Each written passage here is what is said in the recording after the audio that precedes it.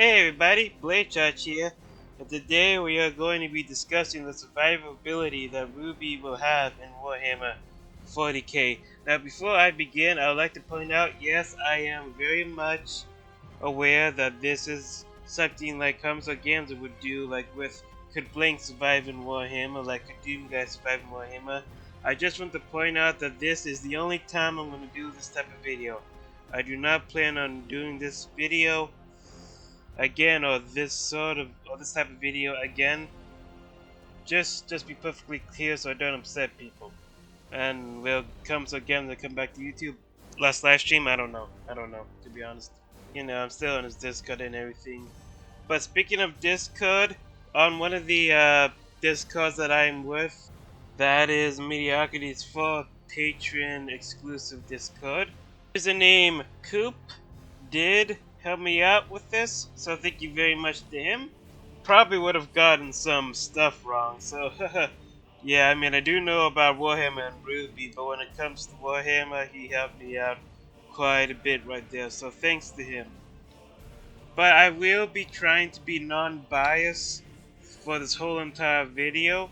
There might be a point or two or something like that that I might be biased. If so, I am sorry about that. But just so you know, I am not going to be biased at all. I may accidentally be biased, but at any rate, let's get on. I want to let you guys know the power to a degree of Warhammer 40k, like offensive power, like strength power, whatnot. So I'm going to take the Imperial Guard, the main force of the Imperium of Man. That's the humanity's faction thing. Untold billions of Imperial Guardsmen, tons and tons of vehicle, and the Imperial Guard's weapon, the standard weapon, is the humble las rifle. A las rifle is lightweight, has you have plenty of shots to open fire with, plenty of ammo. It's technically a low-level plasma rifle that is powerful enough to put holes through concrete and blow off limbs. That does sound pretty powerful in the modern day history. Even in RWBY, it would be powerful because I don't really see any guns really doing that except, you know, RWBY sniper rifle and whatnot. But even in modern day setting and in RWBY setting, that would seem like a pretty powerful weapon, a pretty good weapon, right? Well, in Warhammer 40k, it's one of the weakest guns there is. The God used bullets. Yes, but they're not gonna be that effective as the last gun. Well, it depends on what type of ballistic gun they're using, but it probably won't do the job that the Imperial Guard needs it to do. But there is a ballistic more powerful than that. It is the standard regular bolt round. A 75 caliber weapon. It fires a self-propelled explosive bolt, which explodes with devastating effect once it has penetrated the target, which means it goes off from the inside and it kills the targets from the inside. That's what it does. Bolt guns are what Space Marines use, the poster boys. A regular person will get hit by one of these, it will mess you up. Oh dang, you'll be a bloody mess. Well, your insides at the very least. You got other stuff like melters and plasma guns and whatnot, but still, just keep that in mind. So, with that being said about things in order to get you guys to understand how powerful factions can be in Warhammer 40k, I will continue on. Now, I'm going to go through each race and describe what will happen, like scenarios and whatnot, or what happened with each race that goes to Remnant. Some of these may be very short. I'm going to go with an easy one. So the Tyranid race. Remnant, nobody can do any sort of politics with them or whatever, because Tyranids, all they want to do is kill, eat, absorb biomass. Can Remnant survive against the Tyranid? No. Unless it's a ship that has just enough Tyranids for Remnant to handle. No. RWBY can... No, why do I keep saying... Remnant cannot handle a full Tyranid Hive fleet. There will be billions or hundreds of millions or billions of Tyranids on there. They will get overwhelmed and they will get consumed. They are more advanced hive species than the Grimm. The Grimm have like, these little leviathans and whatnot, right?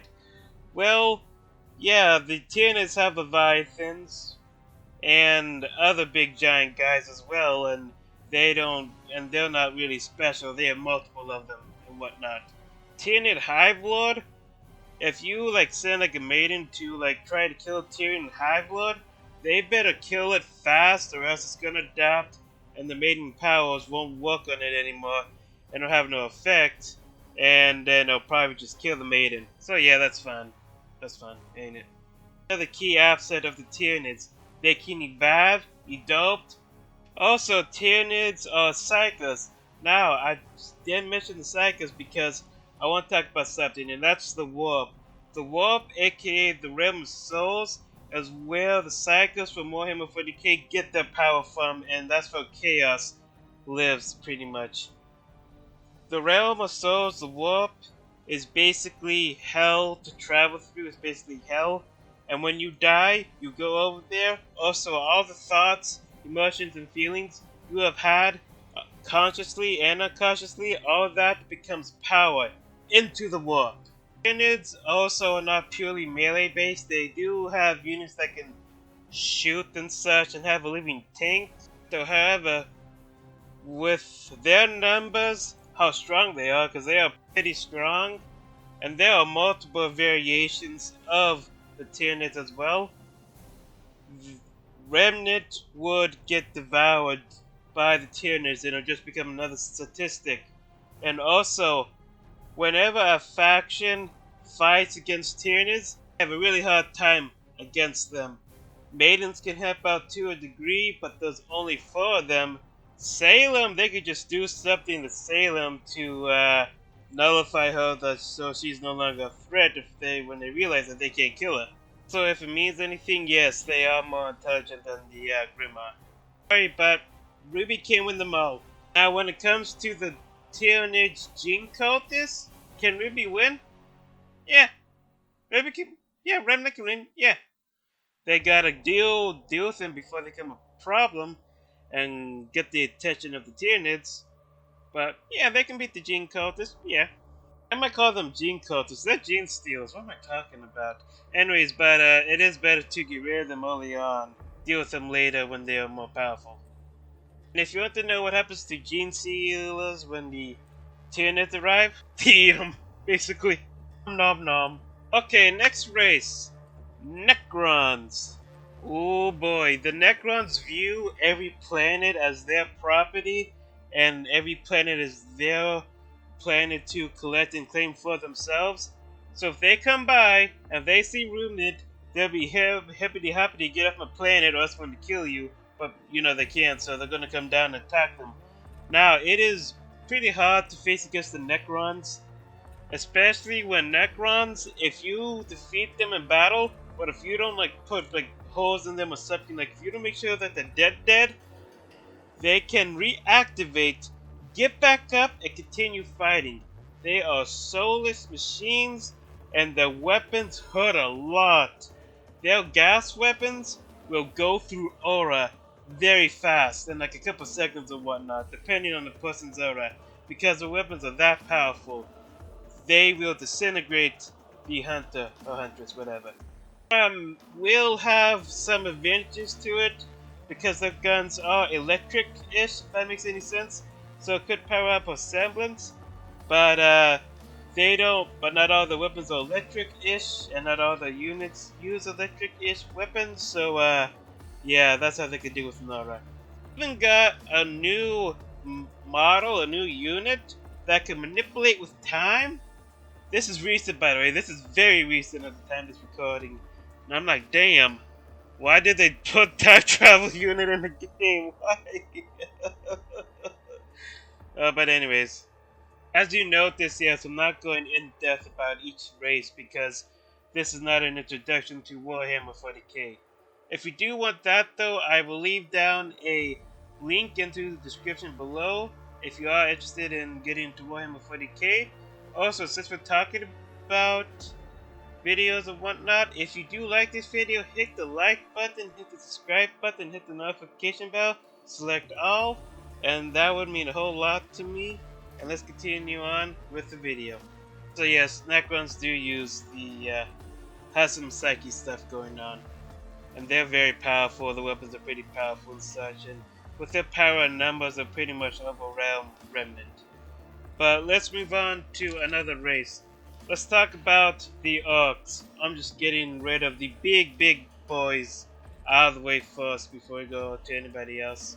So Orcs, they're probably the first or second most biggest race in terms of population.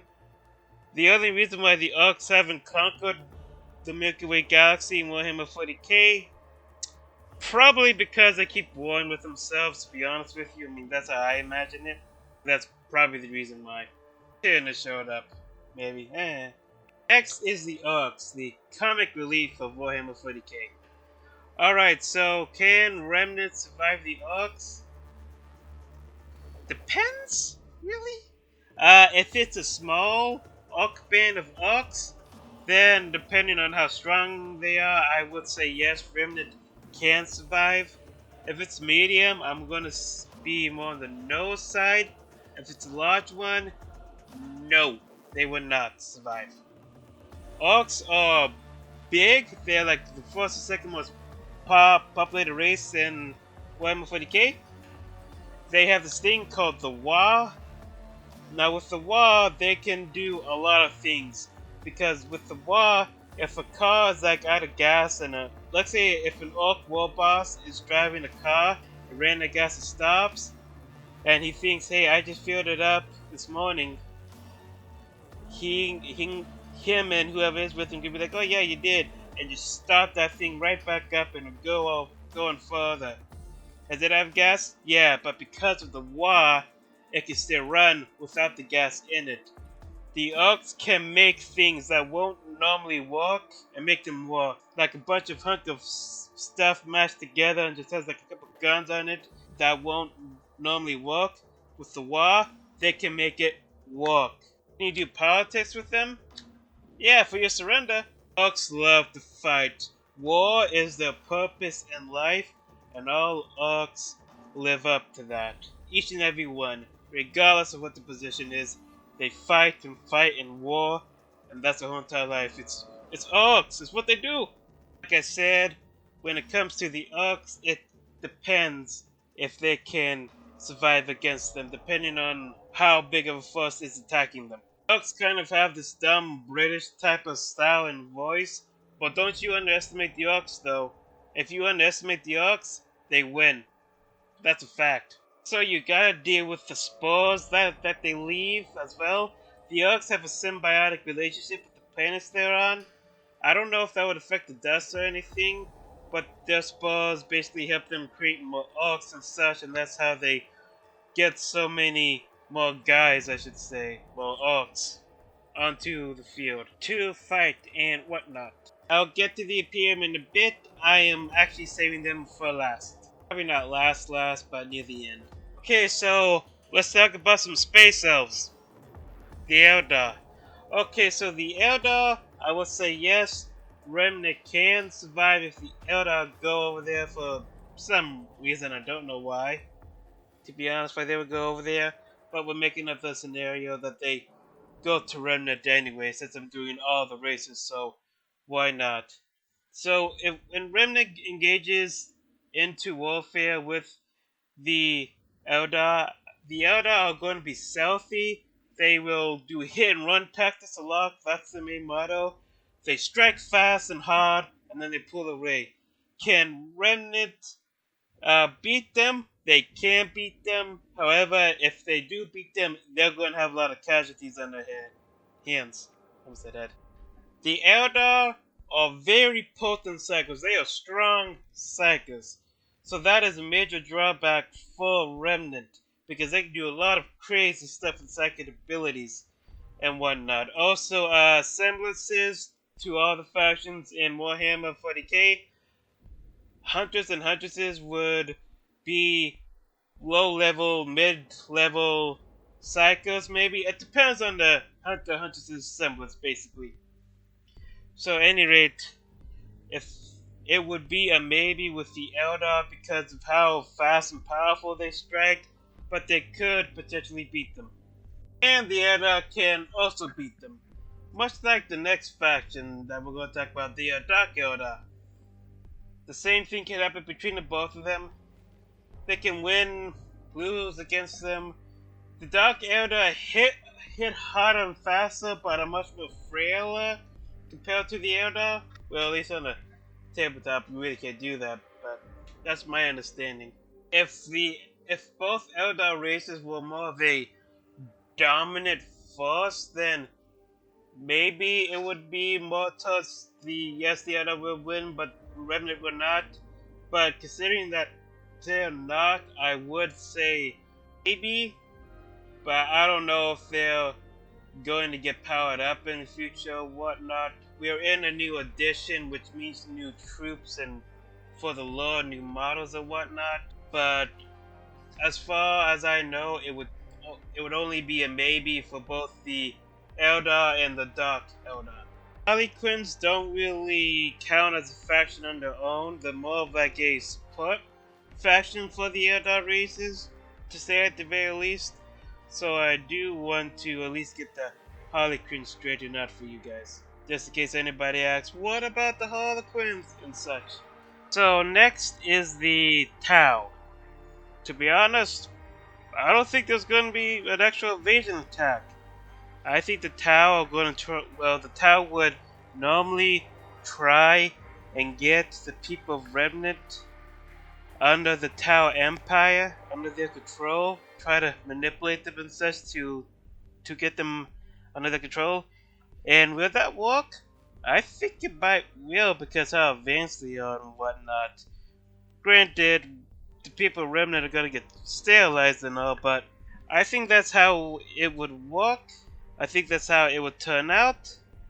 If they were in a battle, however, I think Remnant could technically win and beat the Tau, because Tau don't really do that much in melee combat, and if they do, they use other species in order to do it for them. And it depends on how many Tau are sending, which Tau has to be careful of how many soldiers they are sending, how many fire warriors and whatnot they are sending to Remnant, because they have to protect their territories, especially now more than ever, because there is a tear in the warp that pretty much separated the Tau Empire, like cut it in half or something like that. So I do think that because they have to micromanage their resources so much more than any other species, I think that Remnant has a chance of surviving. But other than that, I think that the Remnant, everybody Remnant would join the Tau Empire and would much change and of course get the sterilization done to people of Remnant, because the Tau politics are kind of like dicks, so to say. To know how would they fare now against other races? Not too well, still, because depending on what finds them, they're gonna have problems, and that would be like a whole another different kind of video, a different video. So I'm not gonna go too much into that. Promise I'll get to Salem on how the races, on what the races would do with Salem if they won. I promise I'll get to that. I know I did a little bit with the Tyranids. Still, I promise I'll make that into a segment in this video when it comes to races that would win, what they would do with Salem. Okay, so now we're gonna talk about the forces of chaos, demons and whatnot. Okay, so chaos, when it comes to the chaos cultists by themselves, yes, Remnant would win. They're just cultists, though. Despite what guns the cultists are gonna have and whatnot, Remnant's still gonna win against them. Pretty much so. they're just cultists. They can summon demons and whatnot, but that's not gonna be enough by the end of the day. Plus, it takes a lot to get a demon prince out on the field of battle. Okay, so Chaos Marines.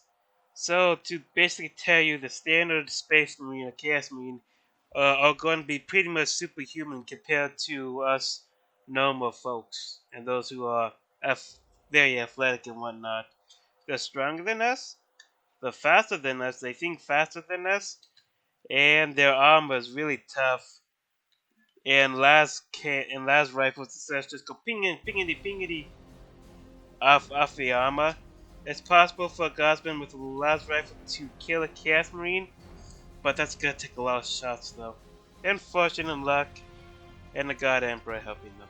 They are more melee focused and base than the Imperium Space Marines, I will say that though.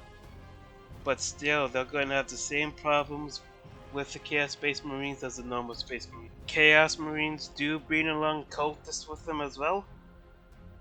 And they can also bring forth like other demons with them as well. They are very powerful. They have demon primarchs as well. Some of the Chaos Legions do have demon primarchs, not all of them, like the Iron Warriors. Putarabo is not a demon primarch or prince. And because they are so outpowered by them, even with the maidens in Salem, they would just go through everybody really quickly, and they have cycles with them and whatnot. And when you have Chaos Marines around, that pretty much means that you're going to have other things like Chaos Demons and Cultists around with them too, because that's what they tend to bring with them. They have command over as well. Even as a standalone, I really don't see Remnant pretty much surviving an onslaught of a Chaos Marine Legion.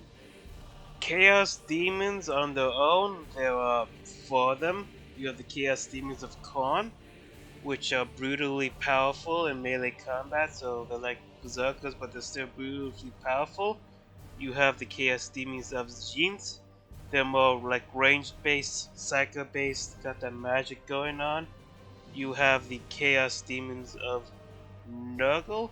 They are slow, but tanky. And they can do plague and whatnot. You have the Chaos Demons of Slaanesh. They're squishy, but very fast. Like RWBY's semblance fast, almost. Is that good comparison? Well, at any rate, it is hard to stop Chaos Demons when they're fully invading the planet, because they can send swarms and swarms of Chaos Demons at you, and you can't really kill a Chaos Demon, because if you do manage to kill one, they can come back at another sort of point in time. So you're killing them, but not killing them, if that makes sense. And then you got demon princes and all that other stuff that can come with them and whatnot. It's just gonna be really hard, and the people might start to convert and worship the chaos gods. So they're going to become cultists, and then that's another problem. Because even though there might be squishy chaos demons, a lot of them, oh boy, it's not going to be pretty. Chaos demons, when they attack planets, they come in a large wave, a large horde of demons. Just go in there and assault, stab, and everything. Depending on what chaos god they're from, they can do a whole bunch of other stuff as well. So, like plagues and whatnot. So I really don't think Remnant would stand that much of a chance against Chaos Demons. I think Chaos Demons on their own would win. Oh, I'm pretty sure all of you were waiting for this one, but it's the Imperium. And no, it's still not dead last because there's some other stuff I still gotta go over. So the Imperium of Man. As far as exploration goes, it won't be really the Inquisition or Space Marines finding them. I mean, the only way the Space Marines are gonna find them is if they're going on the Pentis Crusade, which the Black Templars are, but they're so by the book And if they come across Remnant, ooh, it's not gonna end well. But anyways, the two factions in the Imperium that are going out looking for planets and whatnot, those are going to be rogue traders rather than a faction, and the Adeptus Mechanicus. So then, the Adeptus Mechanicus, they are zealots. The rest of the Imperium, they worship the machine gun and the Omnissiah, the Emperor being the Omnissiah.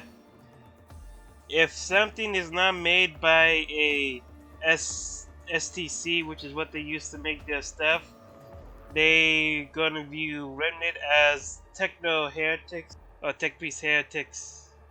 The reason for this is because the tech priests have tried to make things that are not that were not from this STCs I should say. And when they do, it came up as a complete failure, except for Primaris Marines, but there are reasons for that. And they think that the machine god does not want them to make anything that is not from the STCs, and if they do, he will make sure that it fails. And that's why when people go try to create their own tech and they are successful with it, they view them as heretics. And heretics in the Imperium Warhammer die. They just die, they get killed. You're a heretic if you're against the Imperium and against the God Emperor of Mankind, which yes, he does exist, or the Omnissiah, which is also him, and the Machine God. The only reason why the Admech and the rest of the Imperium get along so well is that because, you know, they view the Emperor as the Omnissiah and such. And the rest of the Imperium's like, that's okay, fine, and you make all of guns and such anyway, so we allow you to worship your machine god. And blah blah blah. So, however, because of this doesn't mean that they can't be reasoned with. You could have a political discussion with them, talk with them, negotiate and whatnot. And if things go well, it might become an architectural world. However, in order for things to go on smoothly, multiple things would have to happen though. And yeah, that would be in another video. But with the Adeptus Mechanicus, things could be alright with RWBY and the gang. The word Remnant. And now we're gonna go to the Rogue Trader. Okay, so a Rogue Trader would probably end up finding them most likely, other than the Mechanicus. If they run across the world, would they report back on what they found? Well, yeah, they would.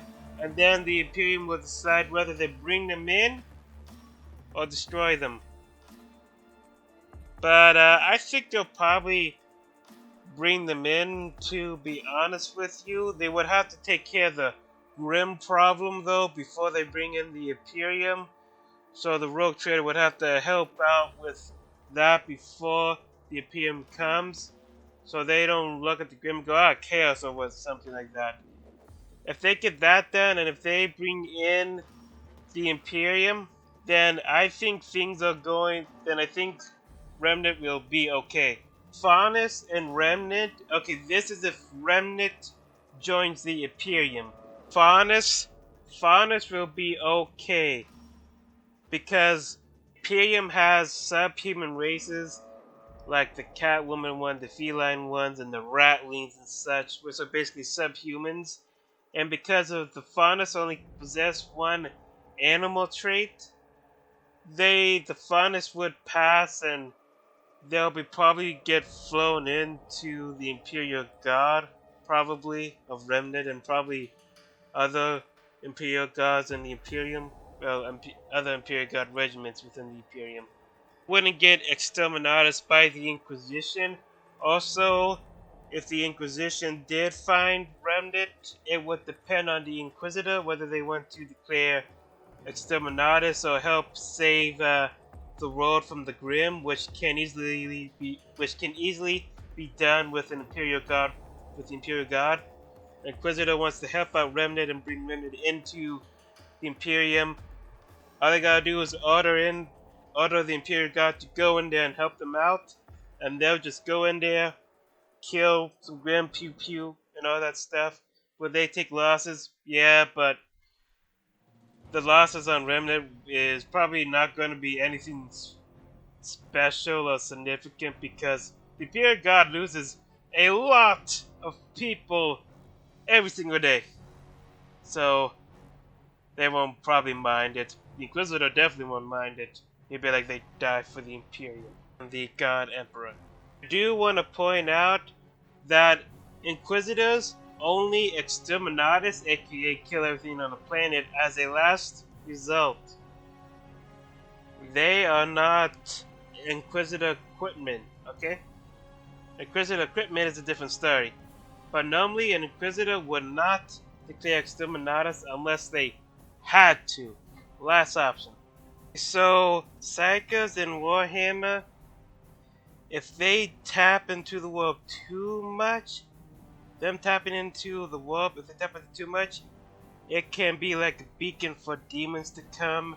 And if the Psycho goes in over deep, does way too much, a demon can like literally sprout out of their body and be like, hey, I'm here. And they can cause problems. So, with that being said, I'm going to talk about what would happen to everybody that has a semblance in RWBY. So, it depends on the semblance. Okay, so no semblance. It can easily be passed by as an okay thing and whatnot because no semblance really only activates when it gets electrocuted.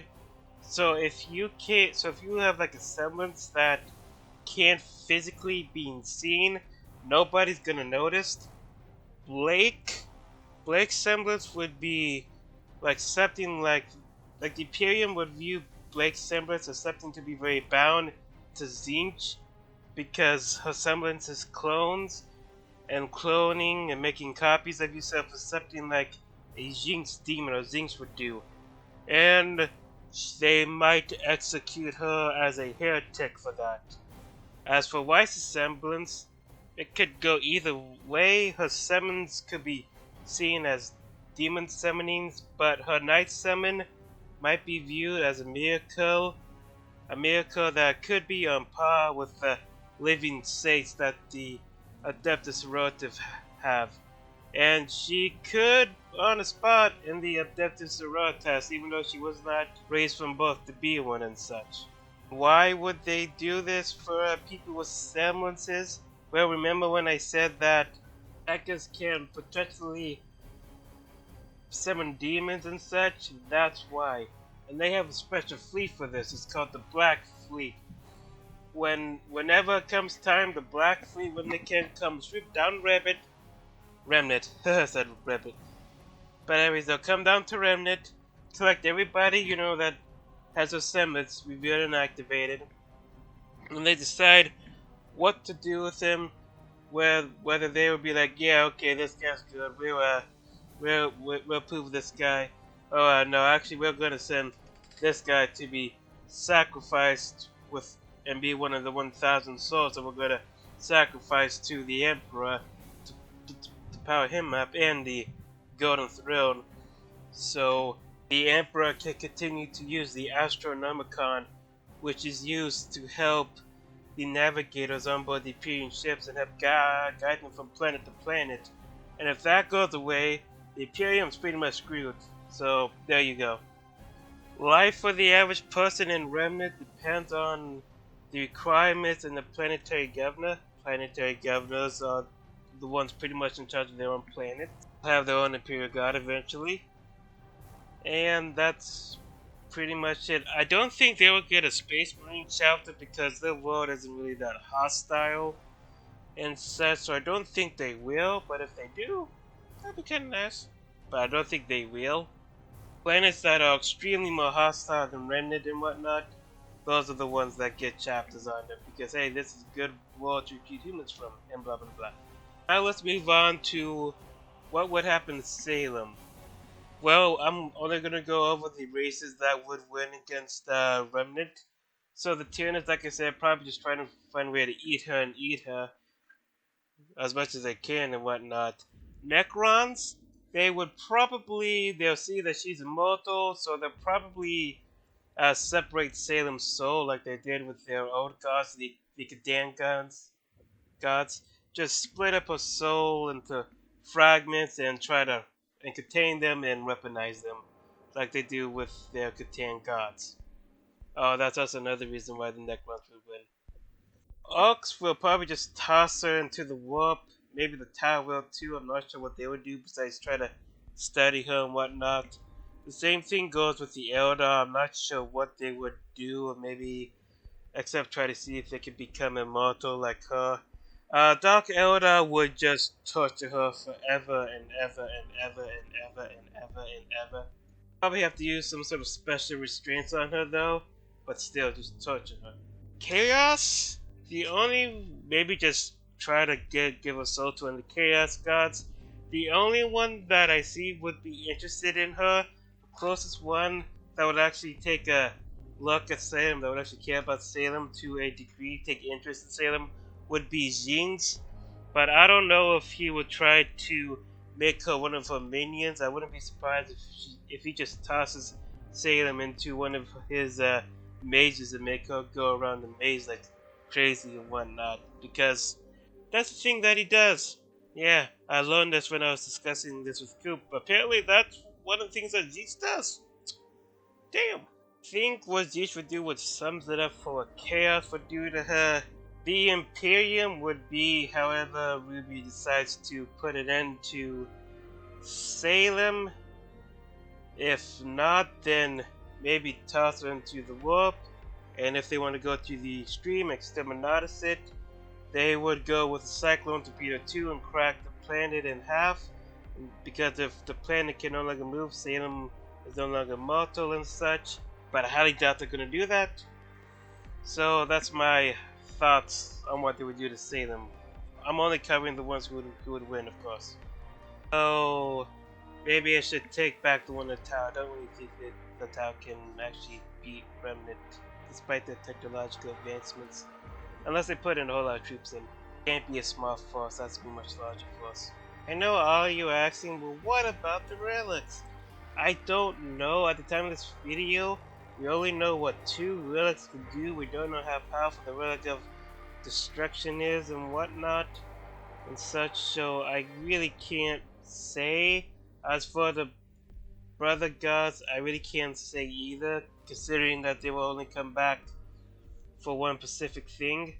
So I really can't say anything about that because I don't really know and such, and maybe that would turn some of these losses into win, but we just don't know what the other 2 relics do, and having one relic do one thing at a time isn't really going to do that much against these factions.